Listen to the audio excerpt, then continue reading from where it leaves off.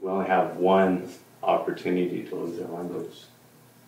Sounds odd to say that, but once it's gone, it's gone. Now, there are a few instances where, with a lot of hard work, dedication, spiritual guidance, that there have been languages that have been brought back, but they're probably not in the fullness that they were, 200, 300 years ago. You get any guys in here like basketball? Everybody knows who Michael Jordan is, right? Michael Jordan won 6 NBA championships. He didn't win that without being a leader, because he couldn't do it on his own. He had to get the people around him to be able to play. And it basically comes down to this: no matter what you do, no matter where you're at, everything, and I mean everything, rises and falls on leadership. So it's my goal today, even though that we don't have that long together, to leave you thinking that, wow, this is one of the best 3 hours, or best few hours, whatever it is, about 3 hours that I've ever spent. And it's my goal to add as much value to you guys as possible, because today this is not about me. This is about you guys, and this is about being able to invest in you. This fly is killing me. To invest in you and to give you as much as I can in these few hours that we have here together. Now, do you understand that success is a process, and it's a lifelong strategy, building on our strengths and minimizing our weaknesses? We all have strengths, we all have weaknesses. Okay? But we need to learn how to build upon our strengths and minimize the weaknesses that we do have, and having focus on the people and the points of life that are most important. So every successful person is surrounded by other successful people that have helped to shape them and mold them. Our success is found in taking others with us along our pathways to success, and that's what this program is that your input is designed to do. It's to build you guys up and then take you along to be the future teachers of SOC language. When we lift other people up, like we're trying to do here today, then we find that our own success is elevated higher. And when you take people with you, you're going to achieve better success. So as a group, we're going to be more successful than just one of you trying to do it all. So by learning and integrating, there's 4 principles that I'm going to teach you. And these principles in these 4 key areas, it's going to determine your growth and development. So the first one is relationships, and not your boyfriend, girlfriend type relationship, but that included, so relationships, and that when you understand what relationships are, you'll be able to relate to others better and understand essential relationship rules and how that helps you. You'll be far more effective at adding value to other people. When you understand relationships, you will learn how to add value to other people, and people will want you around them. The second one is equipping. You're going to improve your ability to recognize and build upon the leadership potential of those around you. So you're going to be able to look to the people to the left and the right of you and recognize traits in them, and to help bring the best out of them that you can. When you equip, we're talking about teamwork. We have this saying that we always say that teamwork makes the dream work. So if you've got a dream, the only way that it's really going to work and come into fruition and blossom is if you surround yourself with a group of like-minded people that's going to help you take it to that level. The third thing is attitude, and how to improve your attitude daily. You'll understand the effect that your attitude has on yourself and those people that are around you. Have you ever been around people that like you see them walking towards you and you're like, it just like takes all the energy out of you, like, oh, I don't want to talk to them, because every time they talk to me, it's just like, nah, nah, nah, nah. It's always something bad. It's always something, she did this, he did that. It's just, you just see them coming, you just want to run away, but you can't. And you learn how to adopt an attitude that makes challenges easier to overcome. We're all going to run into challenges. That's just life. Okay? But the attitude that we have are going to help us to overcome those challenges. And lastly, the thing that we've been talking about is leadership. You'll learn what successful leaders do to get to the top, and you'll learn what successful leaders do to stay at the top. You'll learn how to navigate through the challenges you have. You'll improve your ability to, again, influence from here, not just from here. Okay? Learn how leadership influences from the heart. In order to get somebody to follow you, you first have to touch somebody's heart before you can expect them to reach out and take you by the hand. Okay? Because if a person doesn't trust you, they're not going to follow you. What is success? What does success mean to you guys? Is anybody brave enough to kind of offer up their definition of success? Anybody feel vulnerable enough to step out and give me, what is success to you? Overcoming trials and errors. Overcoming trials and errors. Good. Somebody's got to have a definition of success. You all want to be successful. Is that something we can agree on, that everybody in here wants to be successful? Okay. So what does that mean? Accomplishing your goals. Okay. Being like happy. Accomplishing your goals. Being happy. That's good. Anybody else? Being better every day. Trying to be better in something every day. Trying to be better at something every day. So do we randomly, like that something, is it just something random or something specific? Like your success, so we're trying to be better at something every day, but is it just a random thing that we want to be better at that day, or is it something, do we usually have something specific in mind that we want to be better at that day or the next day? There's no right or wrong answer. Do you want me to follow up? Yeah. Okay. Most of the time mine's random. Random. Some days I'll wake up and decide I want to eat good today, or I want to work harder today. I don't know, but I think overall main goals is just improving myself as a person as a whole. So it makes my decisions random. I got you. Yeah. So let's look at this, the success transformation. So we can say that success is knowing your purpose in life, growing to your maximum potential, and sowing seeds that benefit others. So knowing your purpose in life, growing to your maximum potential, and sowing seeds that benefit others. I recently heard a story about a college student who was interviewing their grandmother for a psychology project. And when he asked her to define success in her own words, she said, success is when you look back on your life and it makes you smile. That's a pretty good definition of success.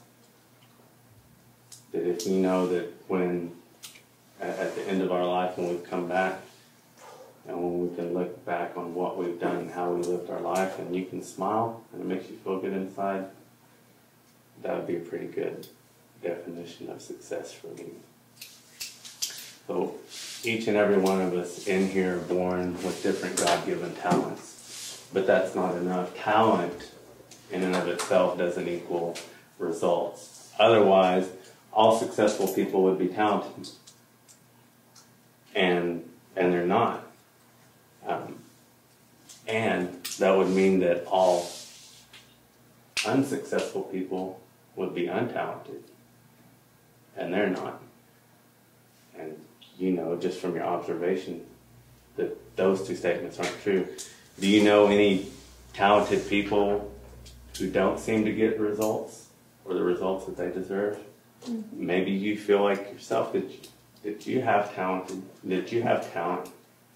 and you're not getting the results that you desire or deserve. And you probably know a lot of people that are like that. Do you know people that you consider successful, that you look at them and you're like, man, they don't have any talent at all. It's like, how are they that successful? It's like, you look at them, it's like, how did they get to that point? Because they don't look like they have any talent. And so I think we all have people in our lives that are like that we need to look at. And so what that means is talent simply is not enough. Of course it helps, always helps to have talent. But on its own, it's not enough. Something else is needed. And one of my favorite books from my friend and mentor, John Maxwell, it's called Talent is Not Enough. And from that book, there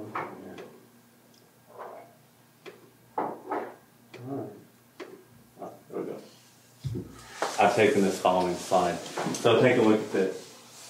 So more than 50% of all CEOs of Fortune 500 companies had a C or C minus average in college. So Fortune 500 companies, they're supposed to be the best of the best, the cream of the crop. Okay?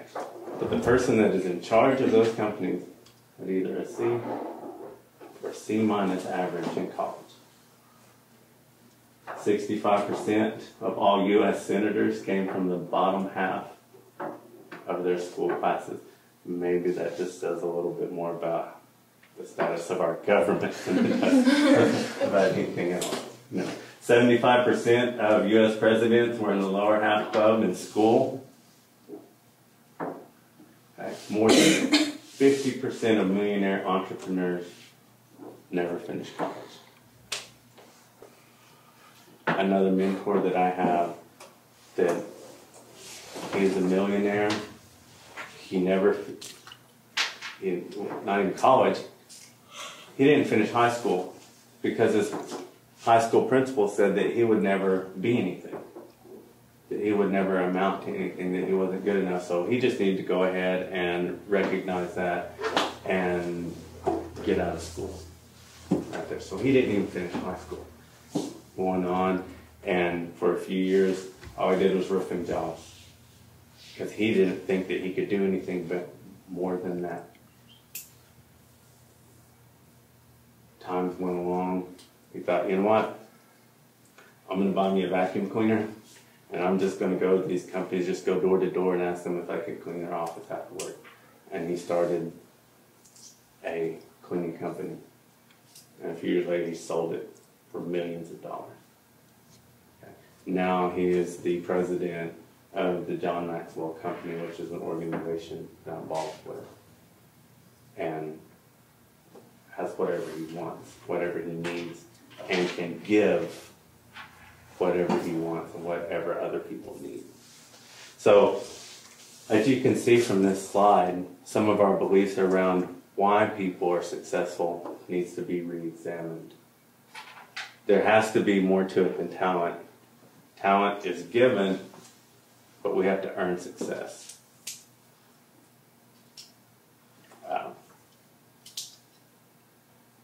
Edward, let me try to get his name on. Edward Pailleron, the French guy, a French poet and dramatist. He said, "Have success, and there'll always be fools around to tell you that you have talent." So that people will just think that just because you're successful means that you are given this God-given talent that nobody else has. Go here. Success is relationships. So in studies of leadership, it's been proven that the average executive spends 3/4 of his day working with people. So with you guys, language revitalization. It doesn't matter how well you know the language if you can't connect with those that want to learn. So you can sit down and you can become, on your own, you can become a fluent speaker. If you want to pass that on, you've got to learn how to connect with other people. You've got to learn how to take the thing that's in your head and pass that on to other people that are wanting to learn. So let's talk about some good stuff. Let's talk about some good relationship rules. First and foremost, you have to love, accept, and believe in yourself. You have to understand that you are a specially and perfectly created being. That you are put together, formed in exactly the way that our Creator God wanted you to be.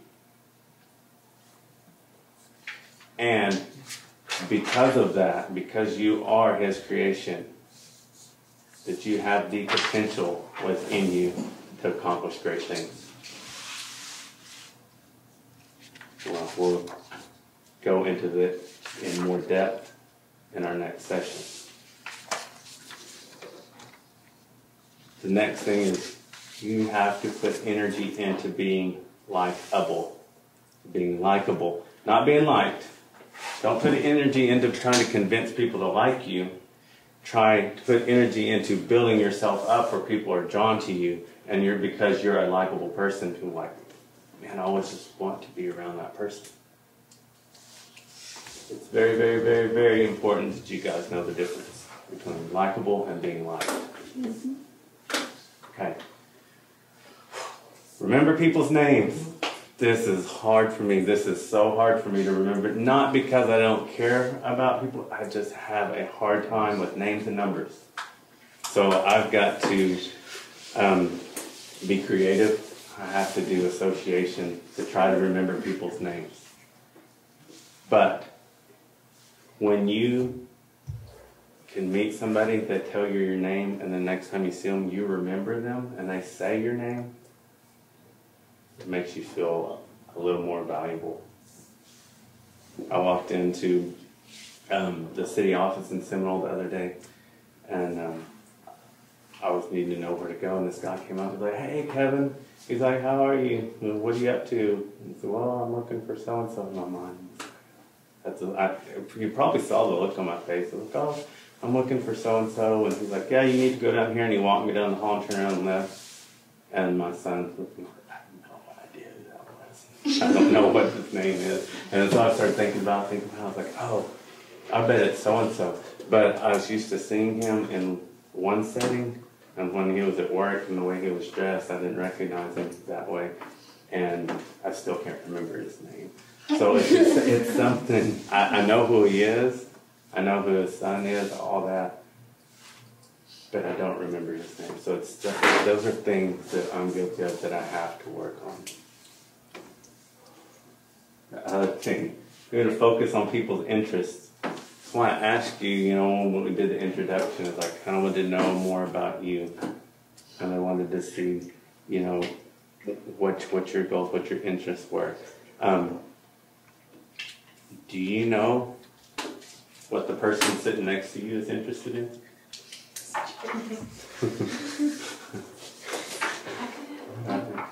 So do you know what the person sitting next to you is interested in? Do you know what their interests are? Do you know what their goals are? It's just something normal we don't. Because, we're more concerned about this thing that we have to do right here that takes our attention than kind of stopping at the beginning and then starting to get to know each other, especially when we understand that as a group we're trying to get to the same goal. So it would make sense to kind of know and understand the people around us. The other thing, and this is hard, this is so hard for everybody, just request help from others. It is so hard for us to ask for help. But we've got to learn, don't be afraid to ask for help. You have to remember, you weren't put here to do everything by yourself. Don't try to do everything by yourself. As soon as you understand that you weren't here to do it alone, that this idea of independent man or independent woman, that is not the height. There's another step above that. We have dependence, which is down here, and that's when you're a baby, when you're dependent. You can't do anything for yourself. You are dependent on others. It's one of the cycles of life that you have to go through dependency. Unfortunately, a lot of times when we get adults, we don't move beyond dependence emotionally, and so we're always attached. Always, this other person has to do it for us, or other person has to do it for us. But then we can go to like, well, I can do it all myself. I don't need nobody else. I'm independent. I can take care of myself. We weren't made to think like that. We weren't made to be like that. So the next stage is interdependence, understanding that me and you together can do so much more than I could ever do by myself. So don't be afraid to ask for help.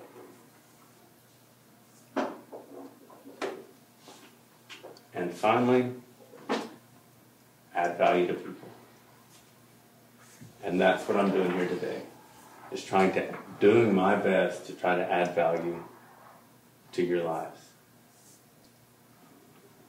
By pouring into you guys all that I know about being successful. Which there's people that know a lot more about success than I do.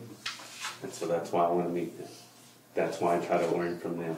Because if I can learn from them, then I can take it and then I can pass it on to you. And I guarantee you, it'll change your life.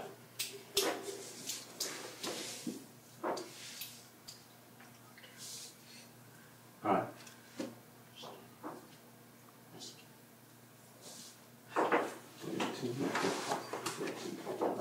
All right. So success is equipping.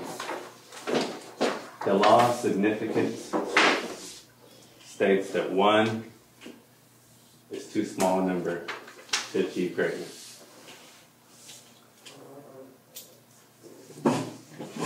Individuals play the game, but teams win championships. So you may have a team, and it may be you. You may be the all-stater on that team. You may be the most valuable player on that team. But without the other ones around you, you're not winning. Until they can perform to their potential and you can learn how to function as a team, you're not winning championships.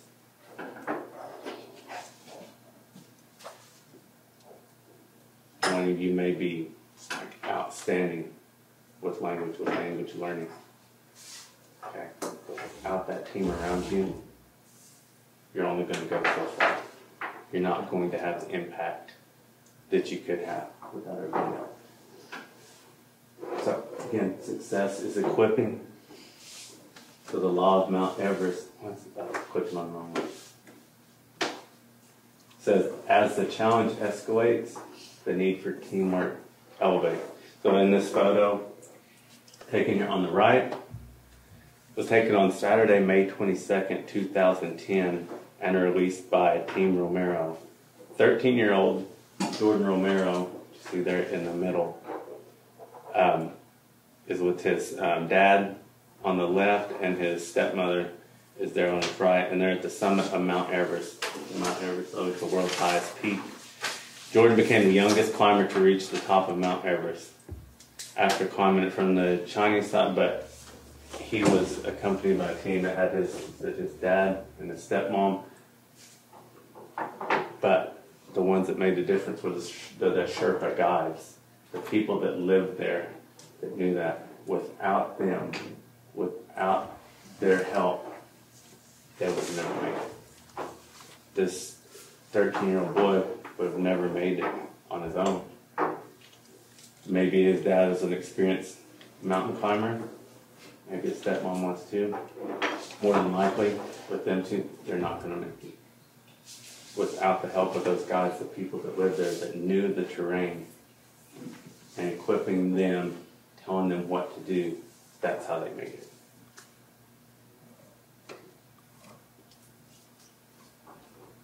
So success is attitude. And our attitude is a choice.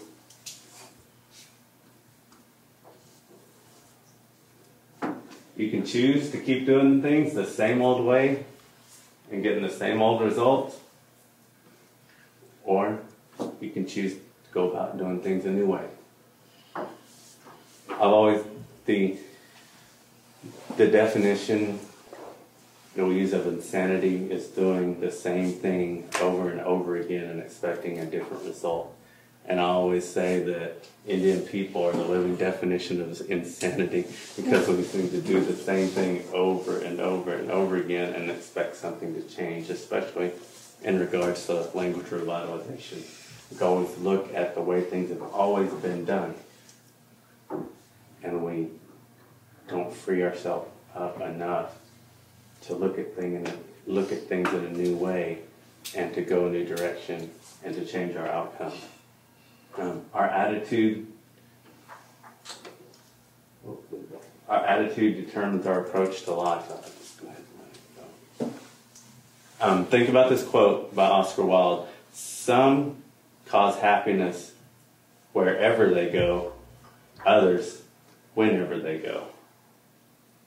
So some people cause happiness wherever they go, others whenever they go. We just talked about that. When that person comes and when they leave, yeah, you get happy again. When you see them coming, you're like, oh my gosh. But whenever they turn around and go, all right, things are good again. So here's my question to you. What type of person are you? Are you that person that causes happiness wherever you go? Or are you that person that causes happiness whenever you leave? But lastly, our attitude can turn our problems into blessings. And that's why I chose that picture. And we have our pipe when we load it. When we go to pray with our pipe, those challenges that we have, we pray with it, with the pipe. And so we're trying to turn that, change that into a blessing for us. So listen to this quote by Dr. Wayne Dyer. And he says, with everything that has happened to you, you can either feel sorry for yourself or treat what has happened as a gift. Everything is either an opportunity to grow or an obstacle to keep you from growing. But the thing is, you get to choose.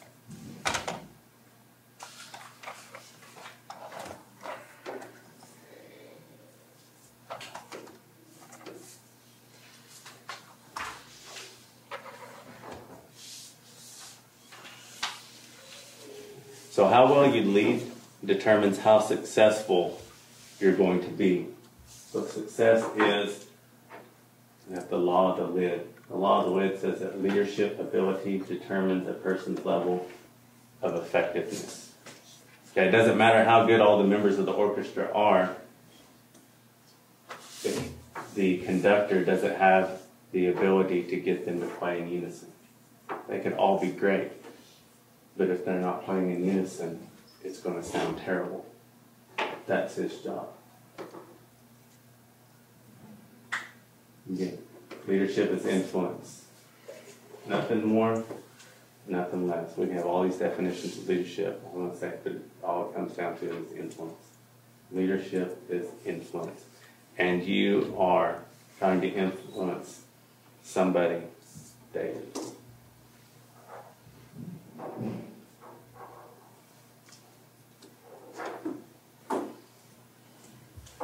This is the biggest challenge that I have, is I accept it, but putting this into practice, really wrapping my mind around it and embracing this, that leadership is a process, that it develops daily and not in a day. Language learning is a process, and you have to buy into that process and understand that it's not going to happen today, that you're not going to become a fluent speaker today, but putting all the days together and understanding the years that you're going to have to put together. So let's talk about this a little bit more, about the law of the lid. So let's look at it a little bit more in detail. And so how well you lead determines how successful you're going to be, and no matter what you do, how well you lead is going to determine how successful you're going to be.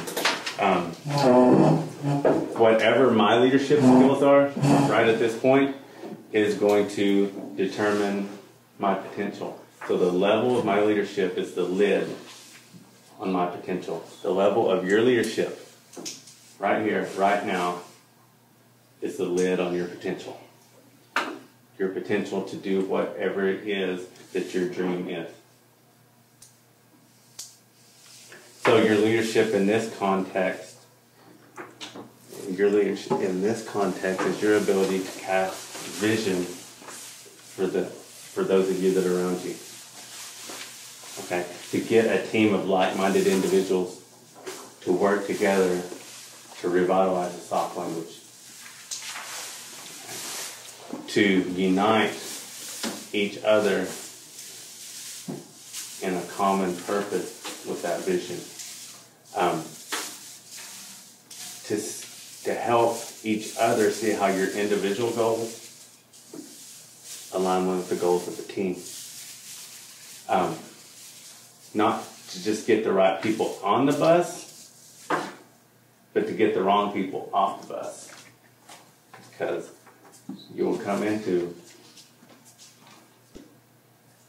into an effort like this, there are going to be people that are there, they don't have any business being there with you, okay, because they're not going to help you. Okay? So this helps you get the right people on and the wrong people off. And not only that, to get the right people in the right seats. It's what I talked to Katie about earlier, that you have to work in your area of strength, in your strength zone. You got to get out of your comfort zone, but you got to work in your strength zone, because that's where you're going to be most successful. But sometimes you have to make a short-term sacrifice, working in an area that may not be your strength for the good of the vision, the good of the team. And then after we get the right people on the bus, the wrong people off the bus, the right people in the right seat, then the bus actually, we've got to get the bus moving down the road. Okay, so that's our last challenge. So how many of you have ever had a bad coach, a bad teacher, a bad classmate, a teammate in the past? You've been around, you've had bad teachers, bad coaches. How many of you are sitting next to that person? No. So you could have been a part of a team, a talented group of people that had really had potential, but that one or two bad people, or that lack of leadership, that coach, that teacher, kept you from reaching your potential. What doesn't happen is success doesn't rise beyond our leadership ability. It's that lid. So with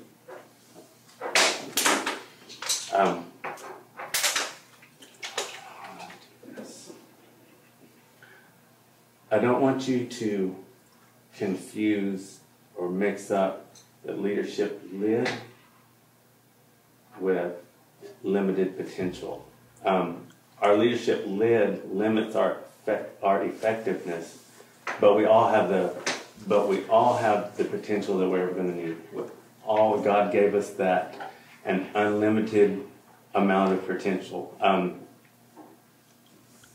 The teachings that Europeans brought and they imposed upon us taught us to think in terms of limitations. Okay. Such as, my property starts here. Your property starts here. And then so what we did was we built fences around, or they built fences around to mark boundaries. But our ceremonial teachings, they didn't teach us that. Our ceremonies, our elders, they taught us to expand our thinking and look beyond the unknown. And what this all means is that there are no limits to our potential as people, as a group, or as an individual. This is an example someone shared with me some years ago, and I found it really useful to understand this idea of infinite potential. don't have a lamp in here, but we're going to use this illustration. You're going to use your imagination. You're going to be able to do it. So imagine, so they told me this, that Kevin, imagine that there's a lamp plugged into electric outlet. You're right here. Think of your potential as that electricity that's running through that outlet. And used to think of that electricity as your potential. And you guys are the lamp and the light generated by the bulb that's plugged into it. That's your results. That electricity is there. And it's running through, and it's running through, and it's running through. And if we looked at that, we might think that all the power was in the bulb. But you have an understanding that it's not the bulb. That bulb can't do anything until it's plugged in to the electricity. And if it has a dimmer, you can make that bulb as light or bright as you want it to be. So think of yourself as the highest watt bulb that there is. They come in different sizes. It's the most powerful bulb. Each one of you are the most powerful bulb that there is. But it doesn't matter if you're not plugged in, if you're not connected to that potential, to that energizing power that Creator put in each and every one of you. So let's do it like this. Let's say that I'm an average leader. I'm a 5.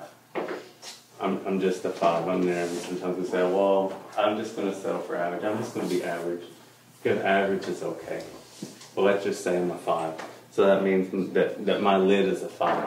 So if my lid is a 5 right here, then my success at best is only going to be a 4, because it can't rise above it. It's only going to be a 4 or a 3. So if my lid is a 5, my success is going to be below my lid. It's only going to be a 4 or 3. At absolute best, it may be a 5. But it's not going to go beyond that.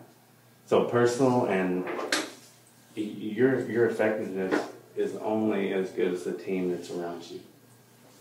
So if I invest in myself, and I work on myself, and I take my lid up to an 8, my effectiveness, my potential, it can be a 7, it can be a 6, it can be 8. If I take it up to a 10, if I work on myself, but it's not just going to happen on its own. You've got to be able to invest in yourself, and you've got to get the right people around you. And unfortunately, what that means is there's some people that are around you that you're going to have to cut loose. That's reality, because they're not interested. Not only are they not interested in your growth, but they're not even interested in their own personal growth. And if you're not interested in your growth, you're not going to be interested in somebody else's growth.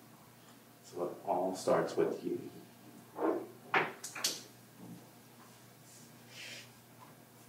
So think about like this, a mother in the home, is she a leader?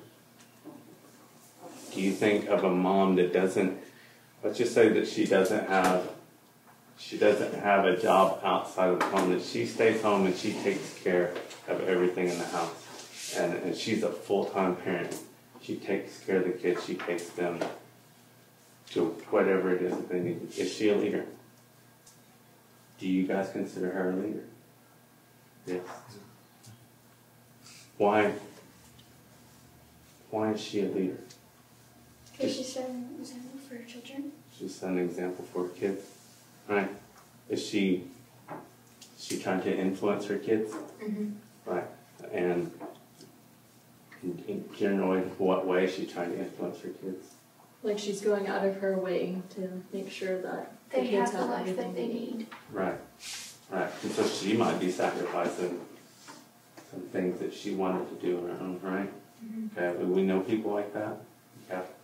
Maybe you have some family members that are like that. Sometimes, unfortunately, for us as Indian people, it's not always our mom and dad. And sometimes it's grandma and grandpa, it's your aunts and uncles. But that's our reality. So, and that's the thing that you have to start with is your reality, where you're at. You have to go from where you are right at this point in time and then move forward. So you have to recognize those things. What about you guys? Do you think of yourself as leaders?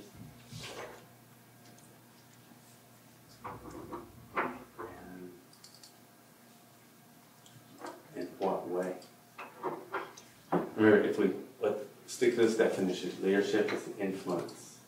That's it, nothing more, nothing else. So a leader is somebody who's trying to influence. So tell me the ways that you try to influence somebody on a daily basis.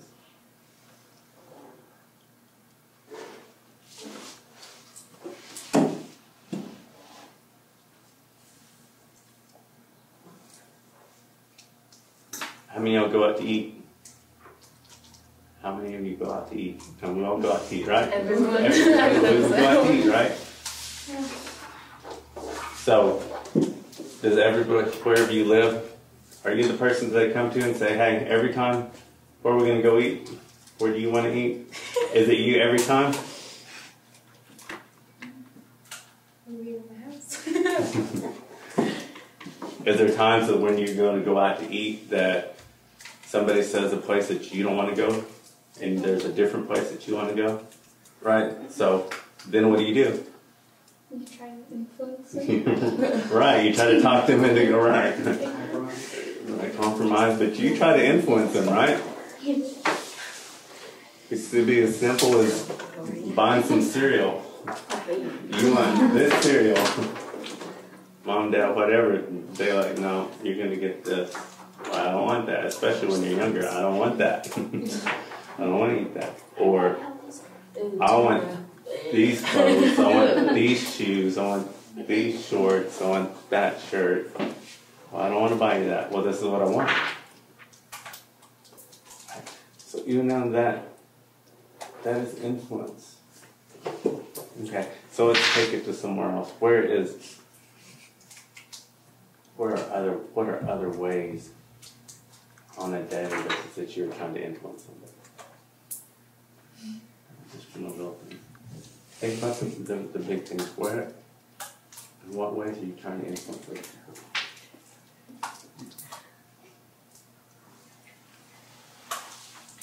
Raise your hand if you've been on a sports team. I was gonna say, like me when I'm on the softball field, All right. trying to like help my teammates get better, Okay. or if they like miss the ball, then talking them up, trying to help them, Right.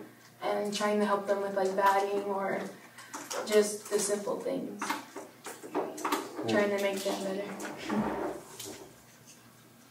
What about in here? Ooh. That's a tough one, I right? got one. All right. Okay.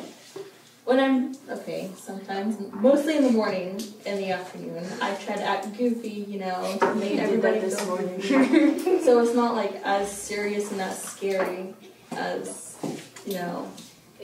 Normally it's Normally it's like really scary, Glad like full-on I'm here. version, and so I try to act goofy to alleviate some of the pressure. the immersion. The immersion pressure. Yeah. My butt's here. So we're in our second week, right?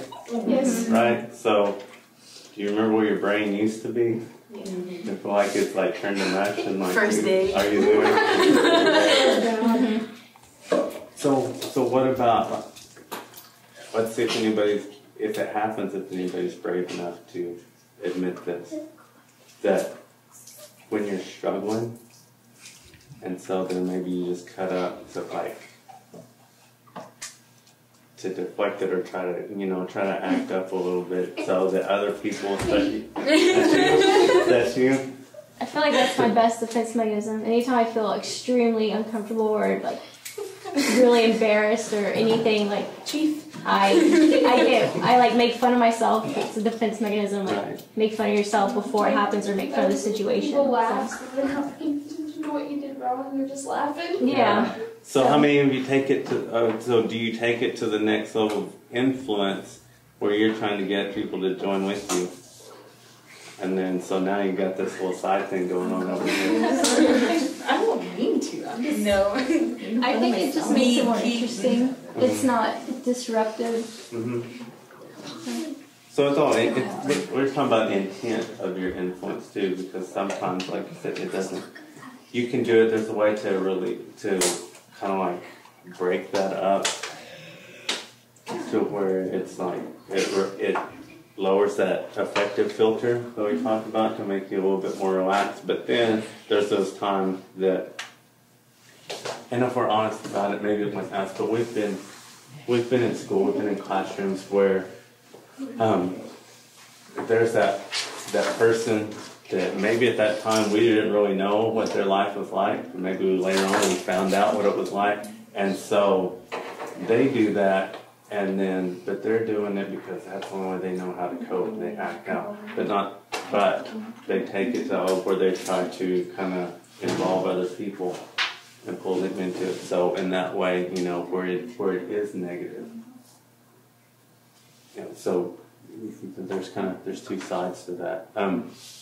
Let's do a little activity right now. So I'm gonna need you guys' help. I want you to close your eyes, if that helps. I want you to just relax. I want you to chill. Like, some people it helps to close their eyes. I mean, it doesn't really make any difference. But if it helps you to relax, go ahead and just close your eyes.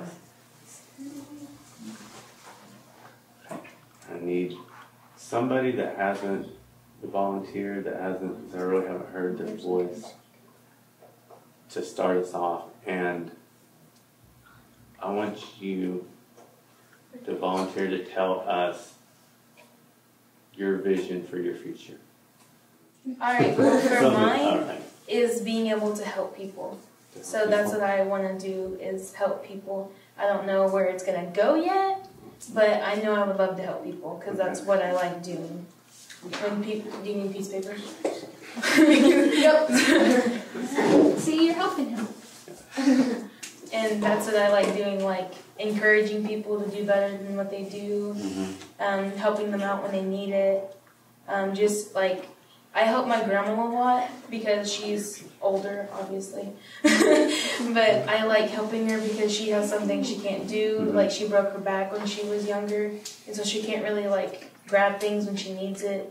And I'm like taller than half my family, so she gives me the top shelf to grab everything off of. So I'm normally always there to help her, and that's what I like doing, is helping people.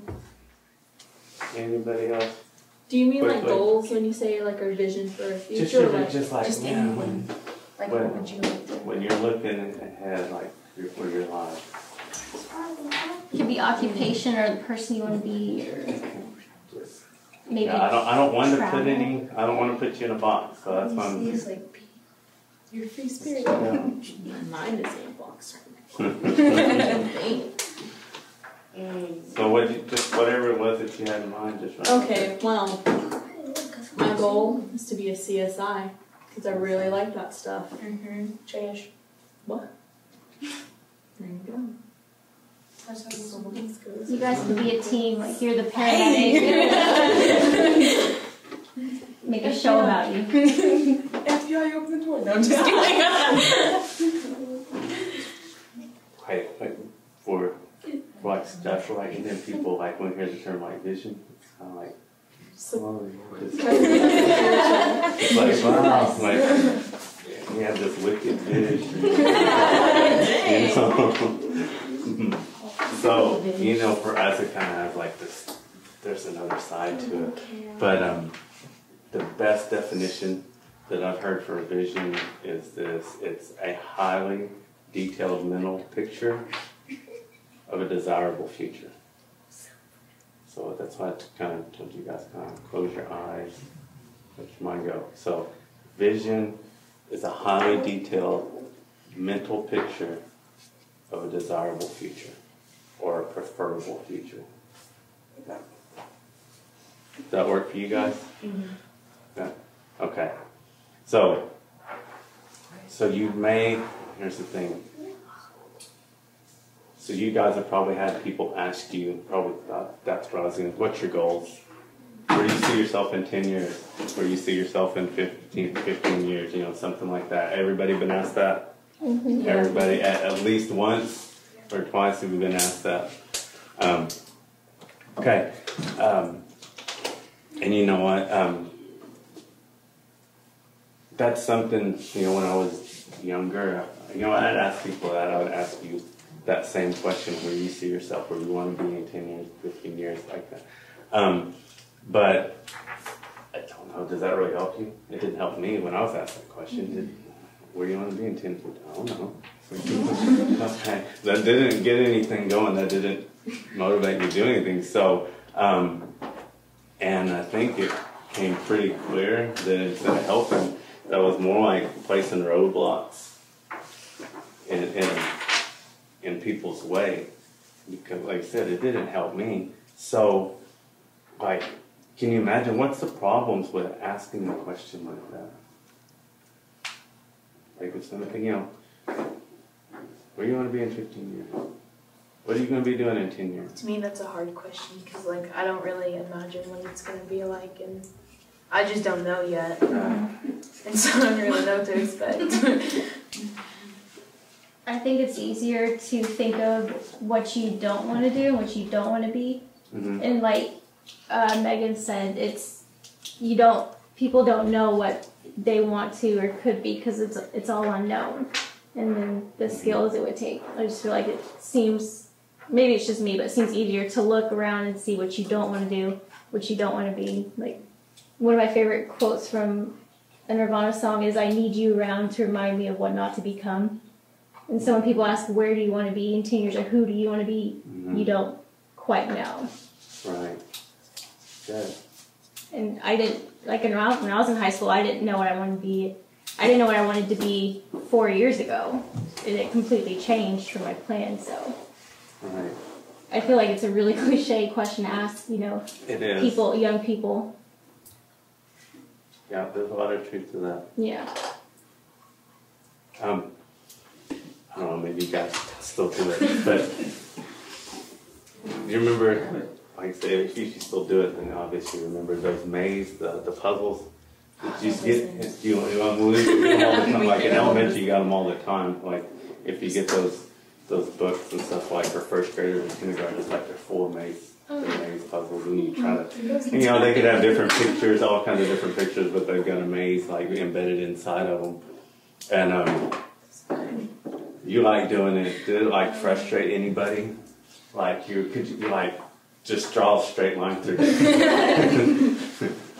Yeah. I remember doing them all the time, and I'm like, it took forever to do those goofy things until. Did you learn patience? Yeah, there was a better way until I learned to start from the end and go backwards. Yes, that helps too. Because you didn't hit all the roadblocks. So once we started from the end and worked backward, then I was able to get through it, and able to get through it pretty quick. So it's kind of the same thing. If you've ever read or if you've ever heard of Stephen Covey's, oh my gosh, I just forgot.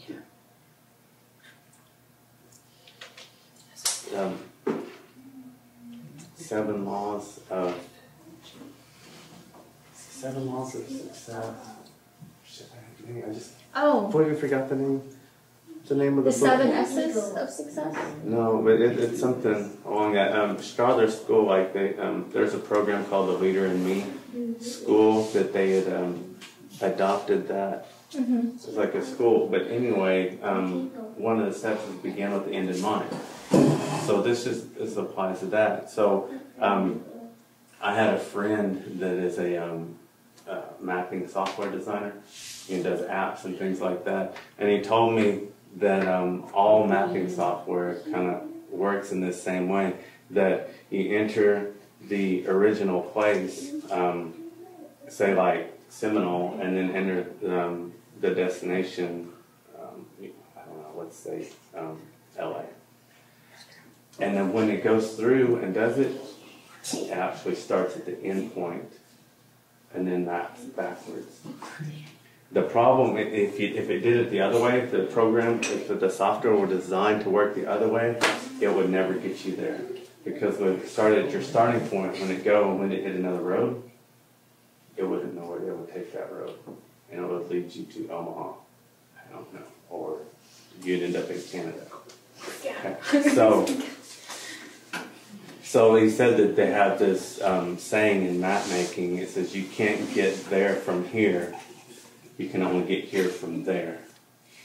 So you see the destination is really the beginning point. 7 Habits of Highly Effective People. That's the name of the book. 7 Habits of Highly Effective People. Singing it just ain't good. So,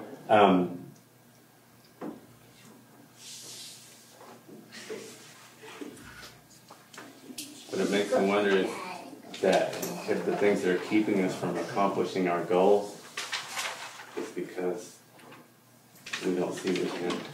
We haven't taken time to look at. So you guys as language learners, what's your end? What are you trying to get to? What is it supposed to look like? When we kind of changed the way that we did some things too. But in the summer, when we worked last summer, when Katie was in one of my college classes, that whenever we go to design a unit, so we broke ours down. We go 4 weeks at a time. We go 4 weeks, have a break, 4 weeks, have a break, 4 weeks, have a break. And so the first thing that we do is like, what are we going to be able to do at the end of that 4 weeks? So what functional thing are we going to be able to do in the language at the end of that 4 weeks? And so sometimes it would be like baking a cake.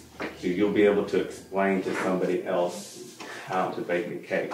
Naming ingredients, put them in, stirring them, the oven temperature, using all the vocabulary to tell them to put it in, wait this amount of time, take it out, put the icing on, the whole process.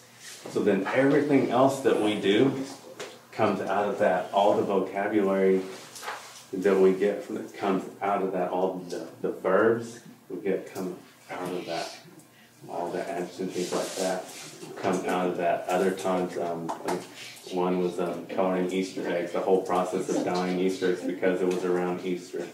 The last thing that we did was being able to explain and play men's and women's stickball game.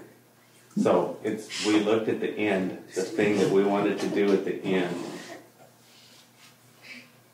first, and then we worked from there. Is it intense? She wants to make this day. There's a lot of angry feelings going around. In competition.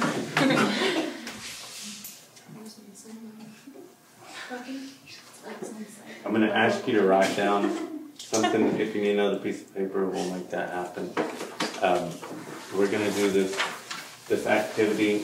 We're going to take a break, and then we're going to come back, and then you're going to share with us. Okay, we're going to take a break, about 10-minute break, so we can shake it off. All right. All right. So this is what I want you to do. I want you to place yourself 10 years in the future. Okay. I want you to listen. I want you to place yourself 10 years into the future. I don't want you to think 10 years in the future. I want you to put yourself, imagine that you are in a time machine and you went 10 years into the future. I want you to write down the year 2016 through 2026 on your paper. Okay.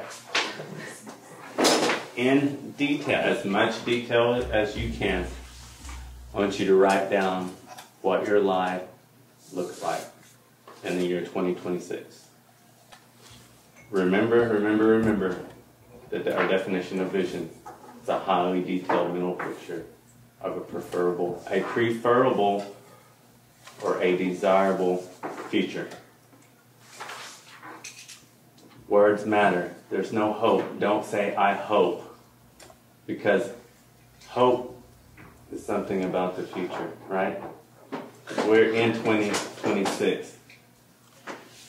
This is year 2026. You're that age. What does your life look like today?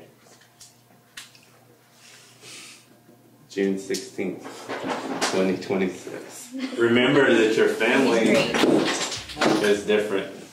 They're 10 years. This is 10 years into the future. Your babies weren't grown and you didn't have babies. You might have replaced your babies with other babies. I'll be gone by then. Oh, Gunner will be gone. No, he won't. Yeah, he will. Gunner's like 6. Gunner's old. No, that's. Oh, and they will have a little Gunner. Horse is gone. Don't kick him. Are you married? Nope. 10 years. Remember, a desirable or preferred. This is something that you desire and prefer. So you're writing. Putting the detail in this. No. So remember, way back in 2016. Way back, you remember in 2016? Do you remember those? Maybe they can write their own songs. Remember your challenges, remember your desires, remember your goals that you had 10 years ago, way back in 2016?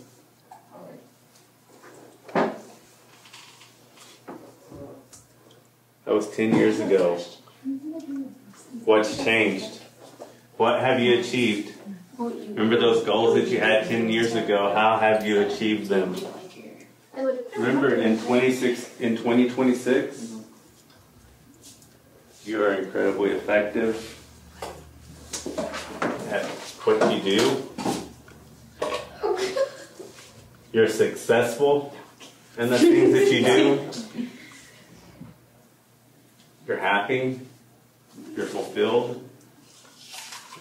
Okay, since you guys are now 26, 27, 28, 29, 30, 32.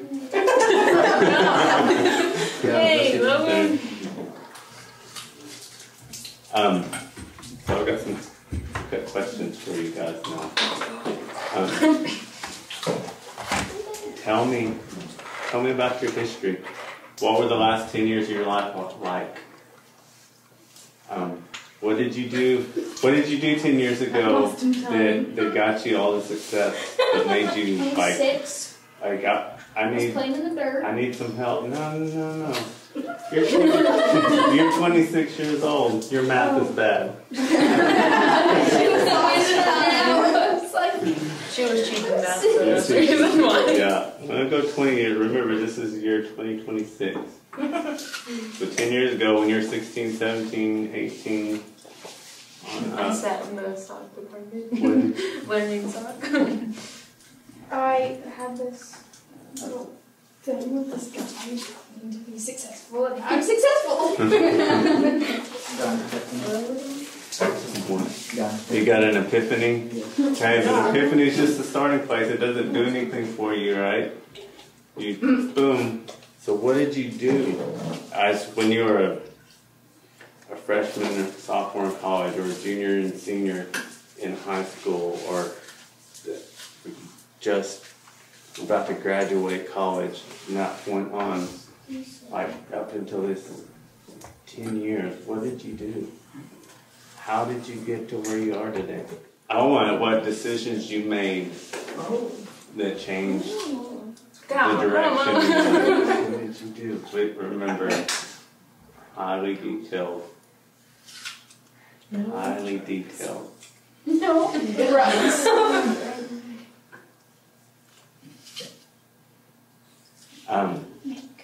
Okay.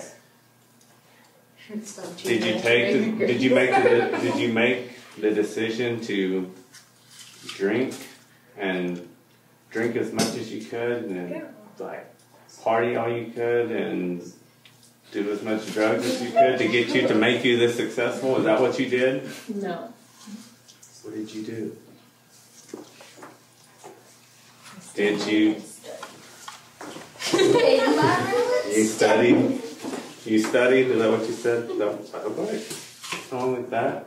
You studied. Did you make as many decisions to fail as you could? No. You also need studies to learn Failure's a good thing. I changed my attitude. You changed your attitude. You changed your attitude. Came out of Somebody your comfort zone. got out of your comfort zone. Somebody be willing to be brave enough to read me what you wrote down. So go for it. Okay.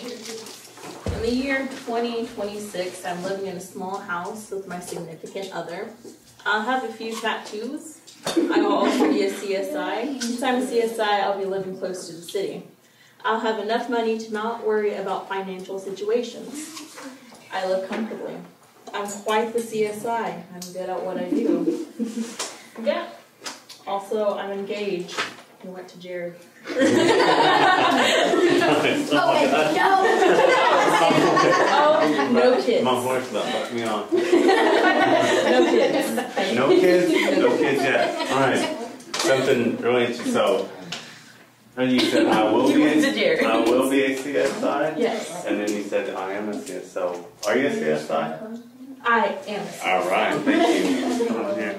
Awesome. Man, mine's I'm at like short. Very good. So, he went to Jared. Big old rock. So, always this is a good guy. He's a good dude, right? Yeah. Alright, he has a job. He has a job. It's not just you. He has a good job. But I could support myself if anything happens. But you could. Alright. Yeah. Got you. Just saying. No So- Jared for you. So what about your other relationships with other people that were around you 10 years ago?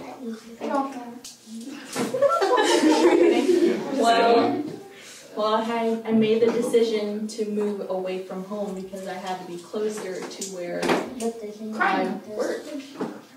So, I mean, I didn't like completely cut them out of my life. It's just I'm not really in their life a lot. Oh, no, we still have contact. We have the same channel FaceTime every night. We Skype. So were there people that you don't have to say names. We're not getting into that. Were there people relationships that you had with people that you did have to separate from them so that you could achieve these things that you have in your life right now? Those people that are still doing the same thing that they did 10 years ago? Oh, yeah, I know that. It's a hard one. It's a hard one. How about this one then? Okay. Oh, no. Did you make the decision? Maybe it was an unconscious decision, but did you hurt people along the way to get the way, or did you add value to people along the way? Share people like living. Well, I would probably, but I would hope, like, by leaving and going my own way and doing what I want, that it would like influence people to do what they want. Like, they're not just stuck in the same town. Right. So with the success that you have right now, how are you using that to help other people? So because of, you know what it took for you to get there, right? Was it easy? Did you have to make sacrifices? Yes. Okay. So did you use the things that helped you to become successful to help other people? Yes. Yes.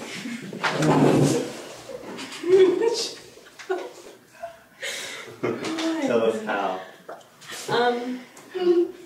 My whole attitude, Okay. like, because it's something that I love and I'm going to be passionate about it, and my attitude towards it will hopefully like inspire others to like care for what they do. So she left y'all too, because that's one. Who was saying that she ran off and left us with you? It was her, but she gave me a look. Give it a look. So she's all successful now, right? Okay. Well, what about you? Oh, this. Yeah. Oh, you want me to read it? Sure. Okay. Oh. In 2016, I will be happy and successful. I'm doing something I love doing. I have a healthy family, and I'm still close with my parents. My parents are incredibly proud of me and what I achieved. I see myself being a great leader in the Native American community. So what did you achieve?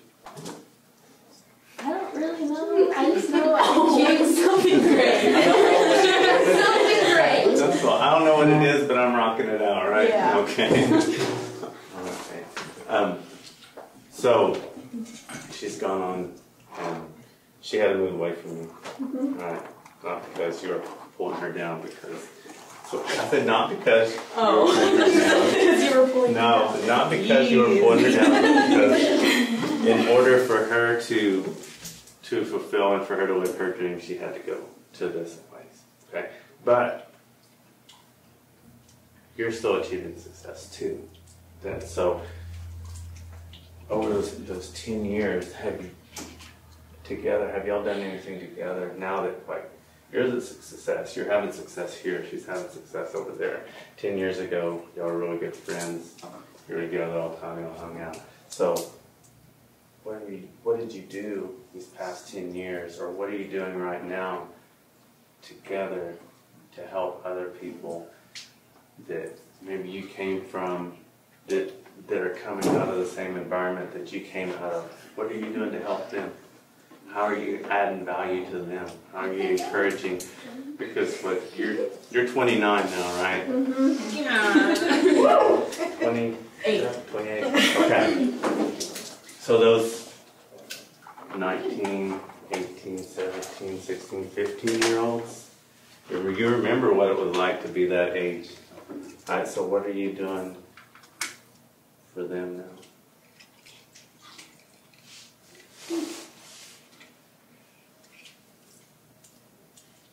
How many of you are fluent SOC speakers now? Yeah. 2026. How many of you are fluent SOC speakers? Ooh. I failed this test.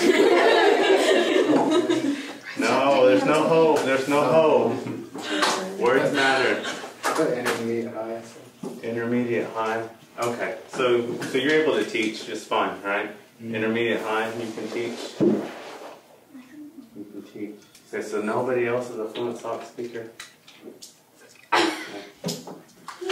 10 years ago, in 2016, how many of you wanted to be a fluent SOC speaker? And there's no right or wrong.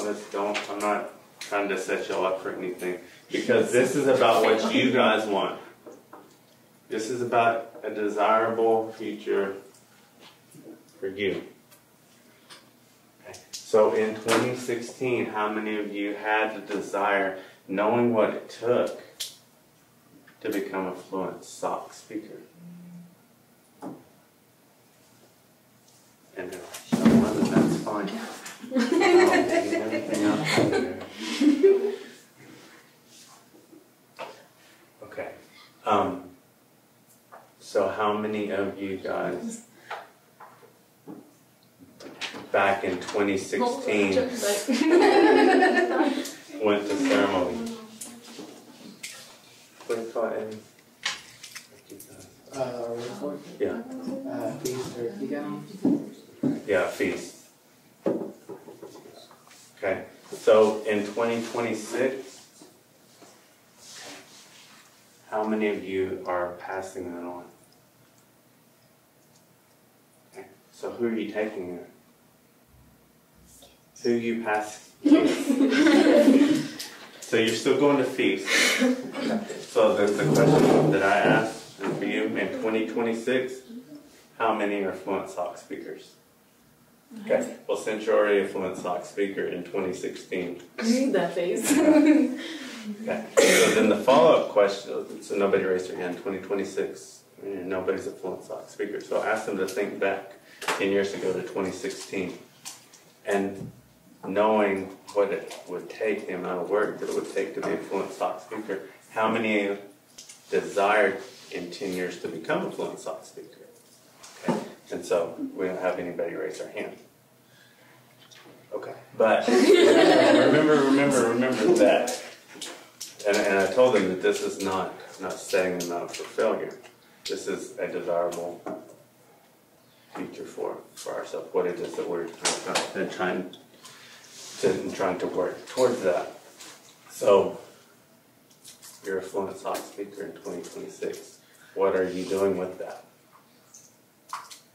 Working on a gloss. Okay. All right. So let's go back to feast. So those of you that raise your hand, you're going to feast. Okay. And you said that you're passing that on, right? Who are you passing it on to? How many of you have kids? You're the only one. You had kids in 2016? Mm-hmm. And you're the only one. You got kids? I said starting a family. Starting a family. Okay. So you're 26, right? You're 26, right? 26. Family. So nobody else has children yet? Oh, maybe. Okay. All right. 17 years. In 2026. I got 2. You got, all right. Okay. So.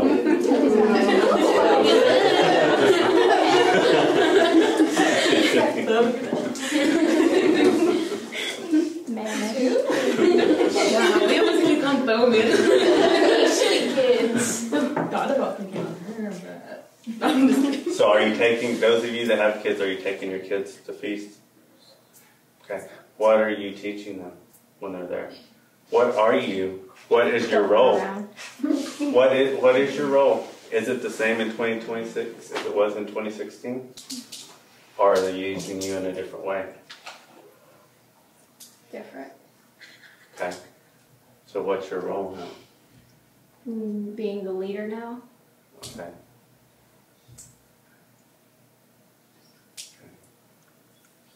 What are you doing?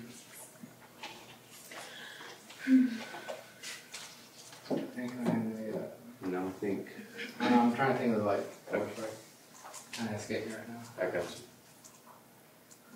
Just the best. It's mashing. Oh, Nation. what is that even? I know. Ceremonial leader? I know what it is. So as long as they know, I know we're good. Okay. Okay. So that's you. Yeah, I'm more active. Okay. Yeah. So who are you bringing with you? Interested youth and possibly my Okay. Okay. How? And his wife? She stays home. Do you have a wife? She was Ponca, so she was. I'm just in for the kids. Oh, Chuck. I'm sorry, though. Too far. I didn't mean to offend your 26. yeah. Do you even have a wife? So We. So let me just another show of hands. How many are going to feast? Just raise your hand. Alright, so I can see. Didn't you have your hand up earlier? Yeah, good. Well, raise it. That's so I can see. In 26? 2026, yes. Alright, hands down. Okay, but you're also successful, you're filled, you're happy, you're making this life for yourself too. So you've been able to blend both.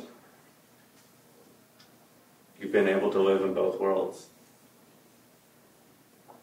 You've been able to have financial success, educational success. Okay, but you're still going to feast. Okay, you're still teaching. You're bringing others in. How did you do that?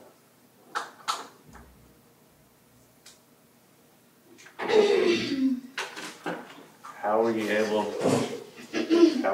to manage the two? How were you able to still pass those things on to your kids, or if you don't have kids, you're still able to pass those on to that other generation, while at the same time showing them that they can get a college education, that they can have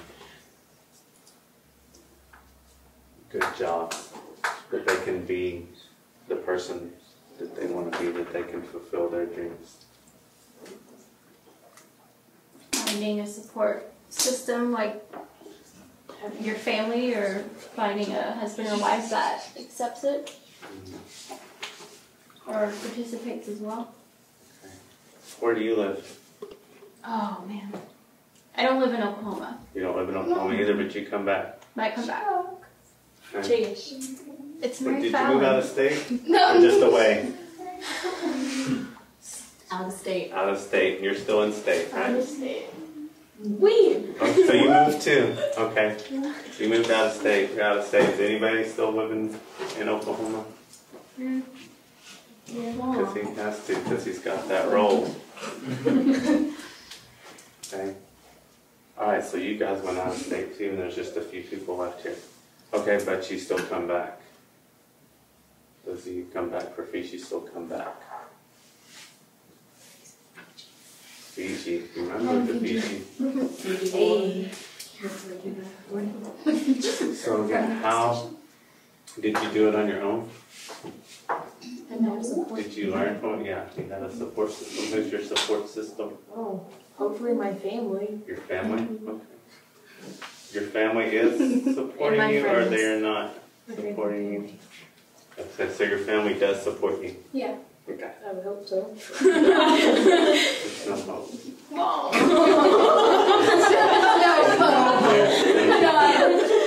It's like Yoda. It's like do or do not. There's no trying. It happened. We're 2026. It's like they're either there for you or they're not. Yeah. And your idea, okay, so they're there for you, right? Okay. Have you made relatives? Do you have relatives now in 2026 that you didn't have in 2016? Yeah. So your family, or our family, we are able to, we make relatives, right? We have those in our ways. We have people, there's people that, you guys know that as SOC people, that when people pass away, that relation still stays there, and so you have somebody else take that place, right? So when you take their name back, and then you have that adoption ceremony, that person's there. So those people back in 2016 that you had your support system, family might be different today here in 2026. Maybe you've made your relatives, you've brought other people in.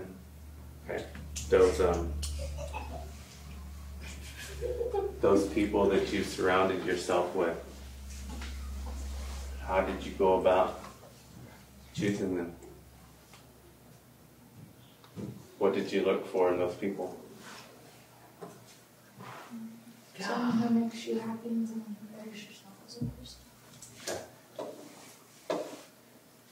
Did everybody hear? She said somebody that makes you happy and betters yourself as a person. But you also want to better them too, not just them bettering you.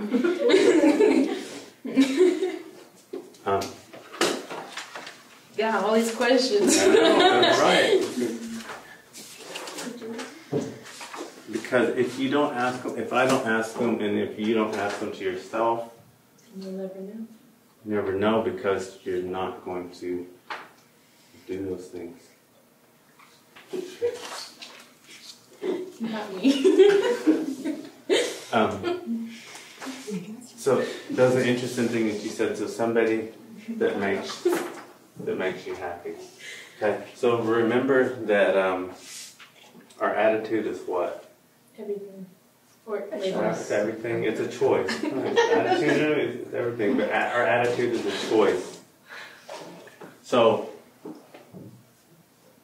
given that, we can choose whether or not we're happy, right?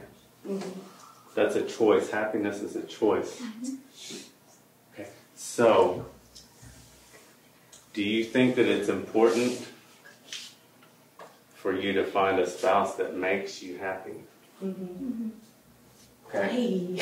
Okay, we all agree on that? Mm-hmm. And we just said, remember, happiness is a choice. Nobody else, happiness comes from here.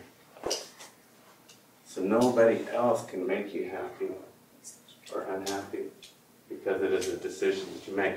Now, so it would be best to say this.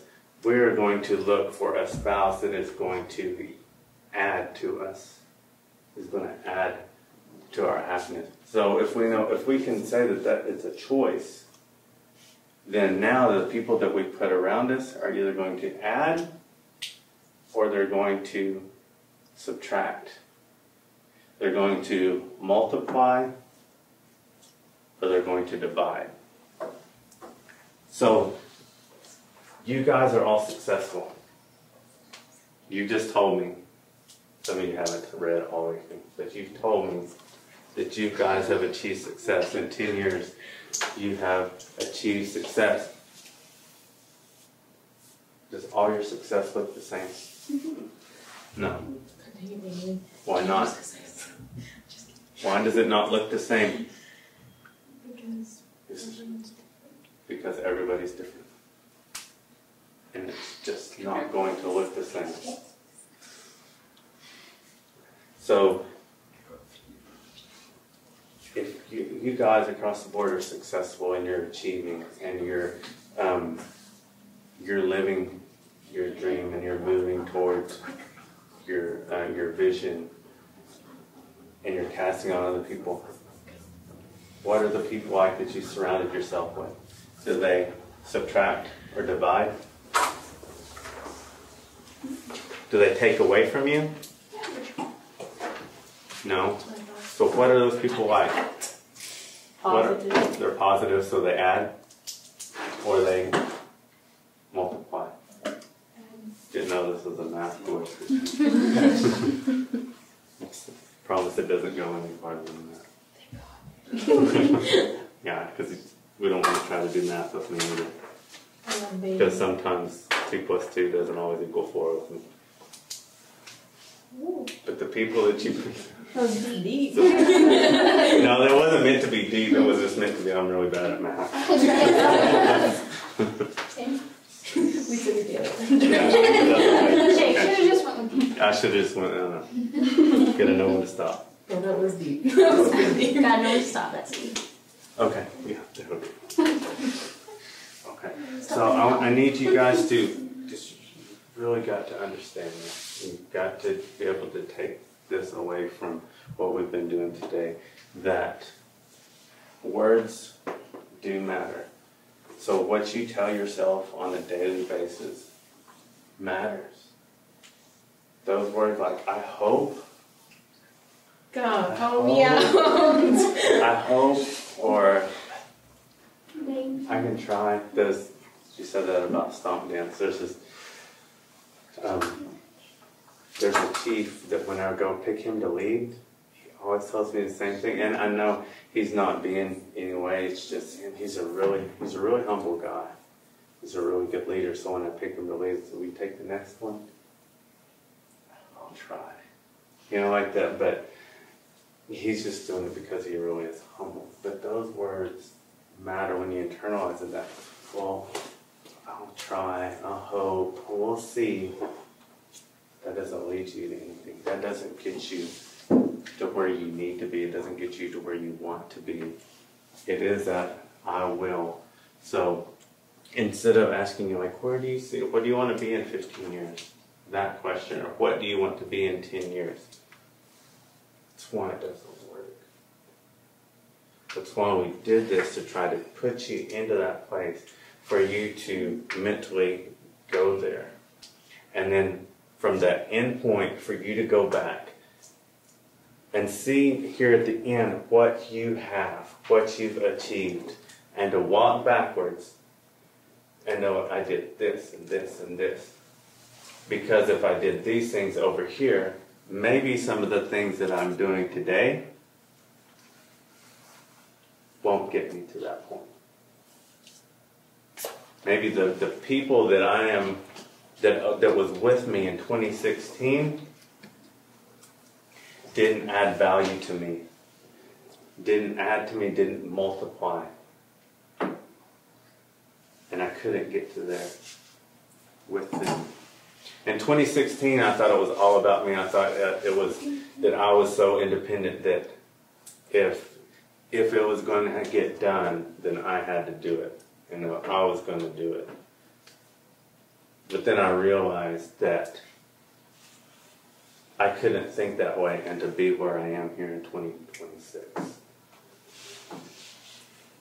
So I'm trying to get you guys to think and to understand and to really, really understand and embrace that potential, that unlimited potential, that unlimited abundance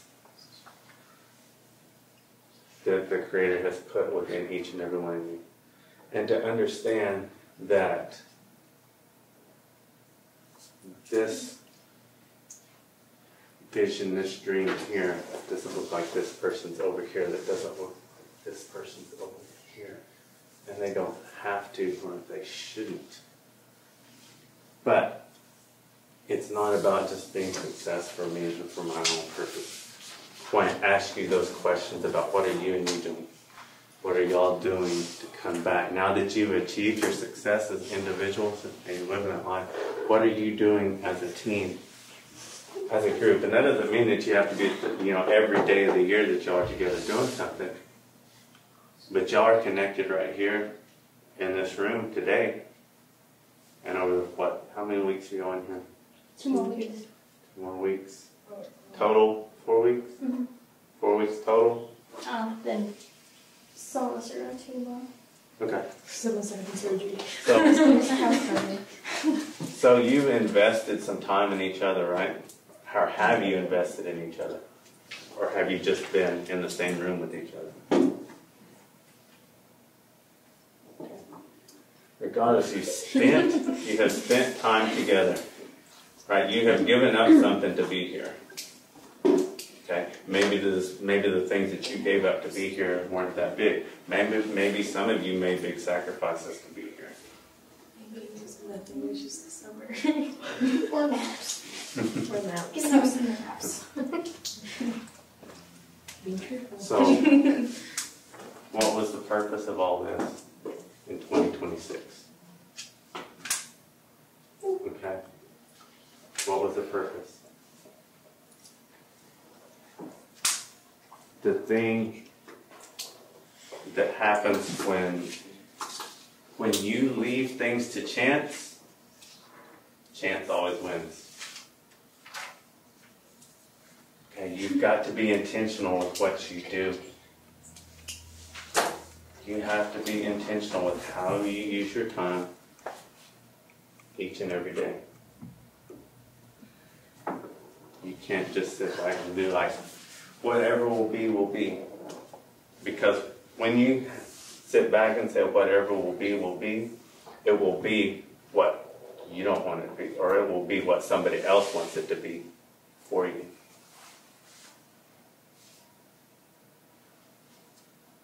We're going to go in and we're going to do an activity with you guys.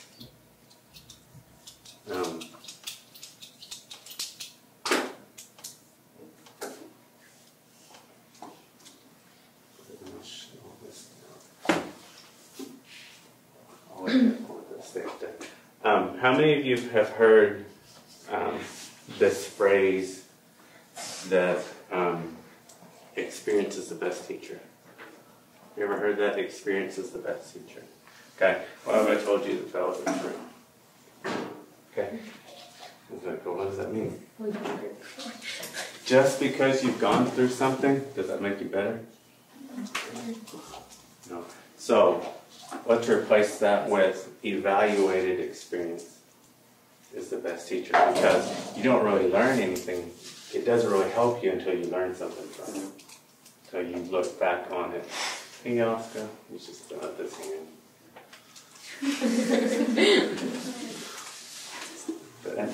Oscar. What? Oscar. Oscar. So, just because you've endured something doesn't make you better for it. Remember that everything that's happened to you, you have a choice on how you're going to use that and what it's going to do for you or through you. So I'm gonna make this really real right here that maybe for some of you guys, if you've experienced abuse and you've been through that, just because you've experienced that, what did that do for you? But that experience that you went through, you can overcome that. Now you can relate to a whole group of people that have been through that, and you can help them. So experience is not the best teacher.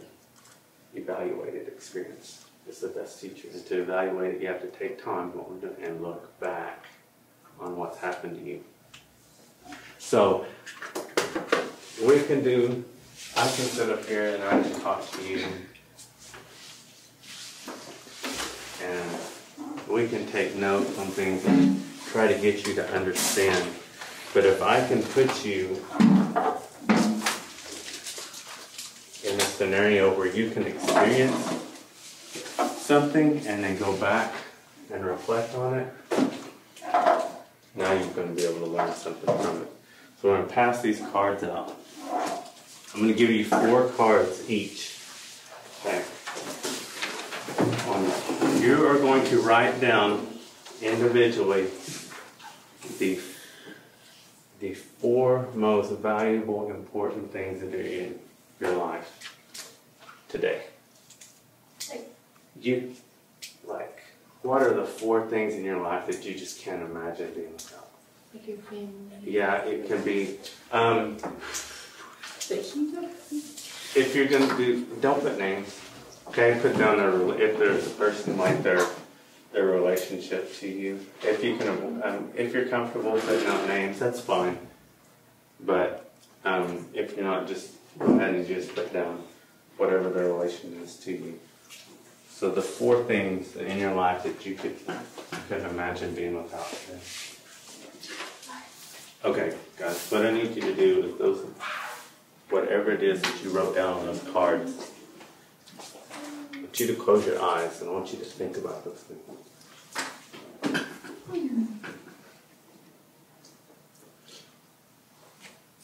Don't worry about the person to the left and the right of you is doing. Those things mean more to you than everything else in this world. These things form you. They make you who you are today. Go ahead and open your eyes. Now, I'm going to ask you to do something. I'm going to ask you to do is a big thing you do. That right now you have to make a choice for your future. In order for you to maintain 3 of those things, you have to be brave enough. You have to give up 1. You've got to right now make a choice on which one of those things that you're willing to give up in order to keep the other 3. So given the times that we live in and how tied we are to our electronic devices, especially our phone. I made the comment the other day when I was you guys' age, I probably knew 30 to 40 people's phone numbers just off the top of my head. Like businesses and people's, I don't know anybody's now. I know 3, I can tell you 3 phone numbers of people because it's on my phone.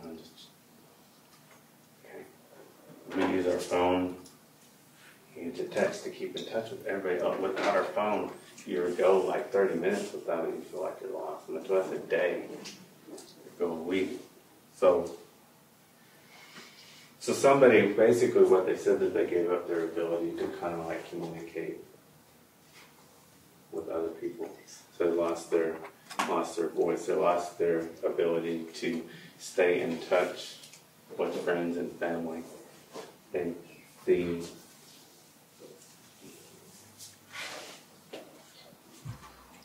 biggest thing that was given up was friendships. Friends. So, given that was one of your 4 top, I mean, those other 3 must be pretty important to you in order for you to give up those 3. So, if you gave up your friends, so that means that that person that you always went to, that always had your back, that you could always count on, that you could talk to them about it,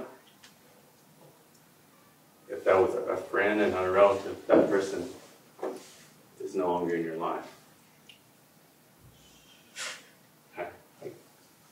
When you walk out this door and you go to pick up your phone and you go to text that person, you're not going to get anything back because they're gone. That person that maybe that you ran to, text, you called when you had a bad day, and you could always count on that person to lift you up and make you feel better, they're not there. So what are you going to do? Now who do you go to?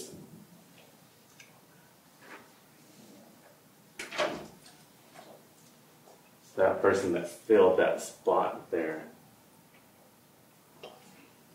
it's empty.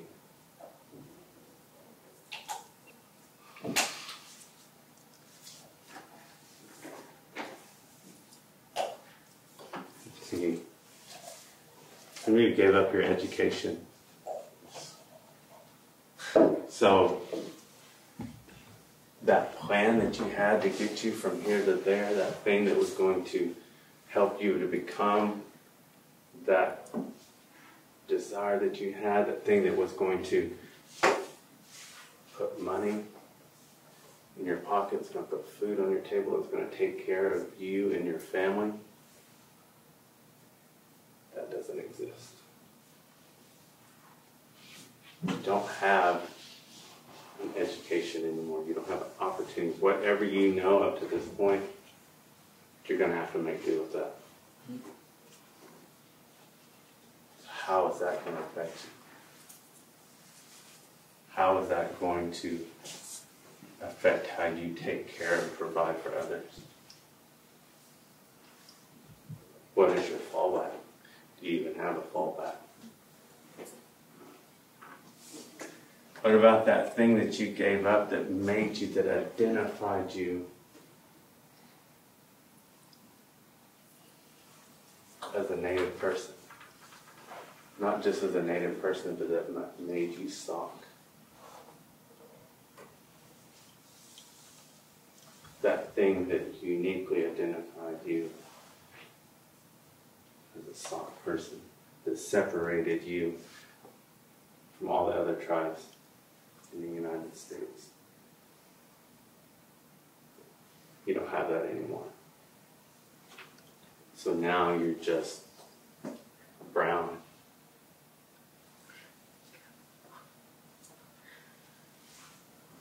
Now you are just Indian. Oh yeah, what tribe are you? Oh, I don't have a tribe. I'm just Indian. Oh yeah, what? Well, you're Indian, what language do you speak? I don't have it. I don't have a language anymore. I'm just Indian. Oh, well, what are your teachings? I don't have any teachings. Indian.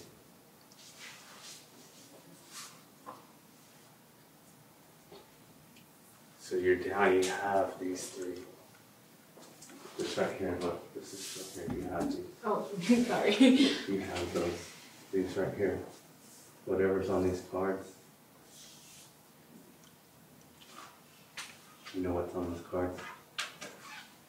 Do you know what you have left? Do you? You guys know what's there sitting on the table in front of you, so that's not just sitting on the table in front of you.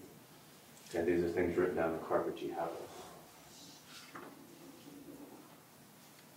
Do you still feel that you have those? Do you know what they mean to you? Now that you've given up that one thing, how much more do these mean to you? How much more do these things right here mean to you?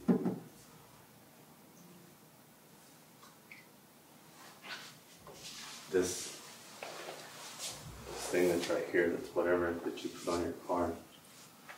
Listen, whatever this is that you put here. And this one. That's right here. And this thing. Just so you know what's on these cards, right? Mm-hmm. Understand this. And that's this right here. And this thing here, and this one here. You know what these are? Yeah. You know what it is that I just took from you? Mm-hmm. Okay. Did you know that I was going to take it from you? No. You know what?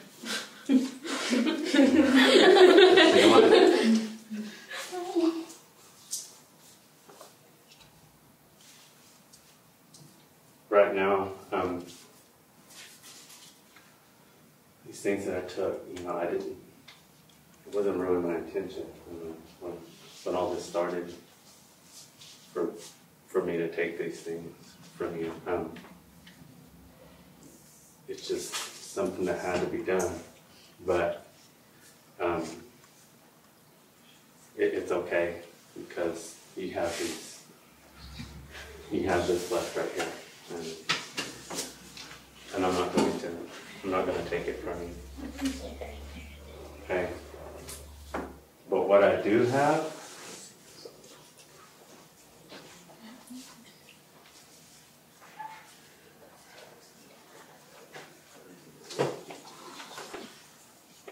those of you that were able to not have to give up your friends, that you didn't have to make that choice. I took them. Now I took that away from you. So if you were brave enough to give them up in the beginning, that was noble of you. And you deserve a lot of respect, but when it comes down to it, then I had to take them from you anyway.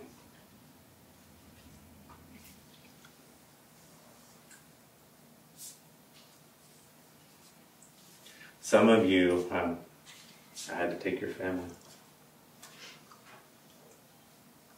Whether it was your mom, your dad, your relative.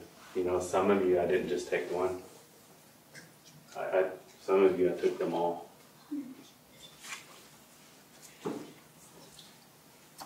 Some of you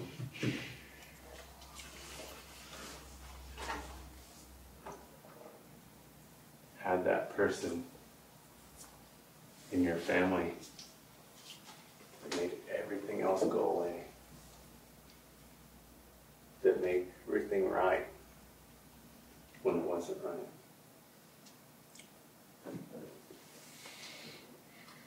That person or those people are gone now. If you're lucky, maybe you still have your friends.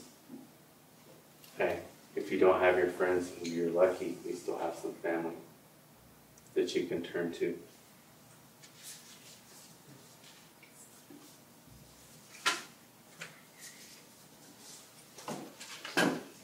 There's a person that meant a lot to you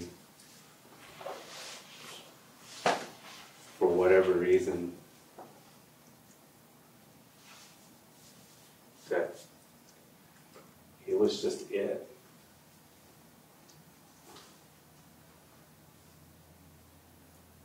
And you enjoyed hanging out with him, you enjoyed talking to him.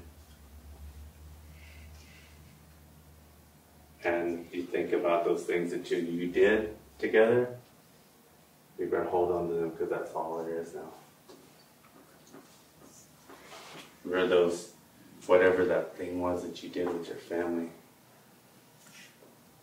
Remember those times that you had? I hope you had pictures.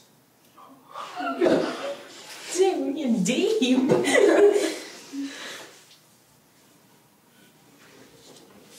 sad. I'm depressed. Because that's the reality of it. The image that's on that picture and the image that you have in your mind that's going to fade as you get older are the only image that you're going to be able to hang on to.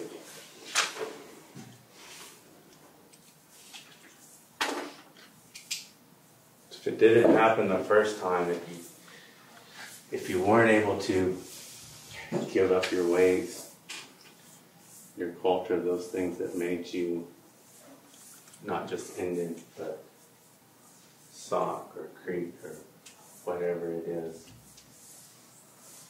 now that's gone.